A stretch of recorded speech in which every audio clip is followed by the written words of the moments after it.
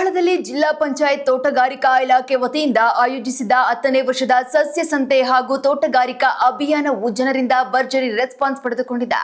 ಪ್ರದರ್ಶನದಲ್ಲಿ ಅಲಂಕಾರಿಕ ಹಣ್ಣು, ತರಕಾರಿ, ಔಷಧಿ ಹಾಗೂ ಸುಗಂಧ ದ್ರವ್ಯದ ಸಸ್ಯಗಳು ಮತ್ತು ರೈತರ ಆದಾಯ ಹೆಚ್ಚಿಸುವ ವಿಶೇಷ ತಳಿಗಳನ್ನು ಪರಿಚಯಿಸಲಾಗಿದ್ದು, ಸಾರ್ವಜನಿಕರು ಹೆಚ್ಚಿನ ಸಂಖ್ಯೆಯಲ್ಲಿ ಆಗಮಿಸಿ ಗಿಡ ಮರಗಳನ್ನು ಖರೀದಿಸುವ ಮೂಲಕ ಇದರ ಸಂಪೂರ್ಣ ಸದುಪಯೋಗ ಪಡೆದುಕೊಂಡಿದ್ದಾರೆ.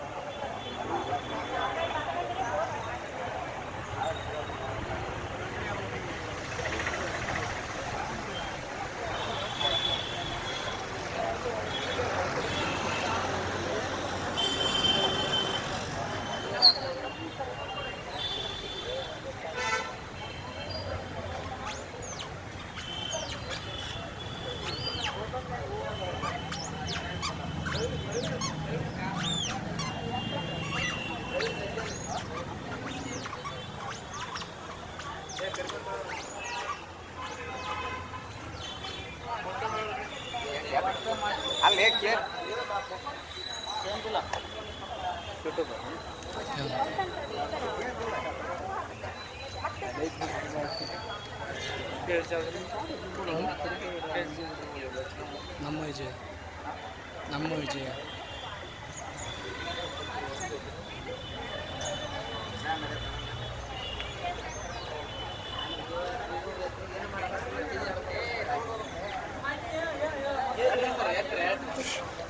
ಏನು ಬೈಟ್